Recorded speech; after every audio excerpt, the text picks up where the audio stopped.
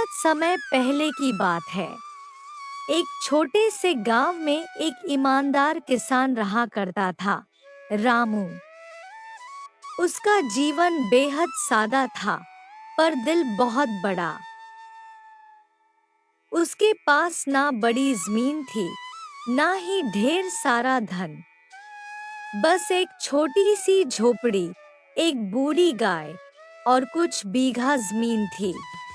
रामू दिन रात मेहनत करता, मिट्टी से सोना उगाने की कोशिश करता। लेकिन किस्मत, वो तो मानो रूठी हुई थी। हर साल कभी सूखा पड़ता तो कभी ओला। खेत में फसलें उगती तो कर्जदारों की नजरें लग जाती। रामू की पत्नी बिंदिया रोज भगवान से प्रार्थना करती। हे भगवान, कब बदलेगा मेरे पति रामू का भाग्य। गांव में ठाकुर रणवीर सिंह का दबदबा था। अमीर, अहंकारी और निर्दयी। वह गरीबों की जमीन हड़प कर अपनी हवेली भर रहा था। रामू की जमीन पर भी उसकी बुरी नजर थी। एक दिन रामू बाजार से लौटा तो देखा, उसकी फसलें जला दी गई थी। बिंदिया रोती रही, रामू चुपचाप बैठा रहा। आंखों में आंसू नहीं, लेकिन दिल में आग थी। उसी रात आकाश की ओर देख रामू ने कहा, हे ऊपर वाले, अगर मेरे भाग्य में सिर्फ दुख ही लिखा है तो कम से कम लड़ने की ताकत दे देना। अगले दिन वो बदल चुका था। रामू ने खेती के साथ साथ दूध बेचने का काम शुरू किया। बकरियां पाल ली, अपने खेतों में सब्जियां उगाने लगा। गांव वाले हंसते थे, रामू को देखो, अब ये दूध वाला बन गया। पर रामू ने जवाब नहीं दिया। उसका एक ही लक्ष्य था, अपने बेटे श्यामू को बड़ा आदमी बनाना।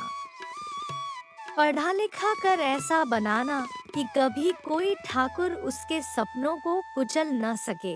श्यामू रोज स्कूल जाता, लेकिन उसके फटे कपड़े और पुराने जूते गांव के बच्चों के मजाक का कारण बनते।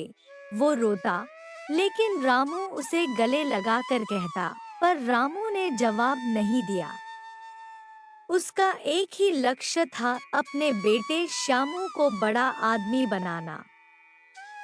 पढ़ा लिखा कर ऐसा बनाना कि कभी कोई ठाकुर उसके सपनों को कुचल न सके।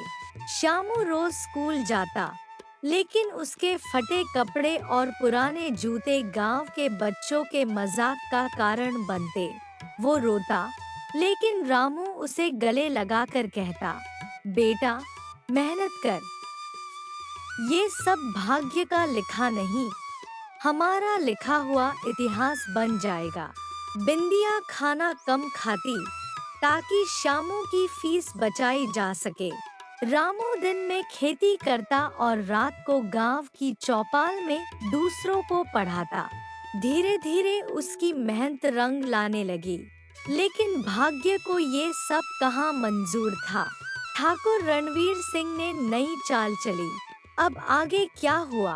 क्या रामू ठाकुर से लड़ सका? क्या श्यामू की किस्मत बदली? क्या मेहनत वाकई भाग्य को हरा सकती है? रामू की मेहनत रंग तो लाने लगी थी, पर किस्मत अभी भी उसे परख रही थी। जहां एक और रामू गायों का दूध बेचकर थोड़ा थोड़ा बचत करने लगा था, वहीं दूसरी ओर ठाकुर रणवीर सिंह अपने नुकसान से तिलमिला उठा था।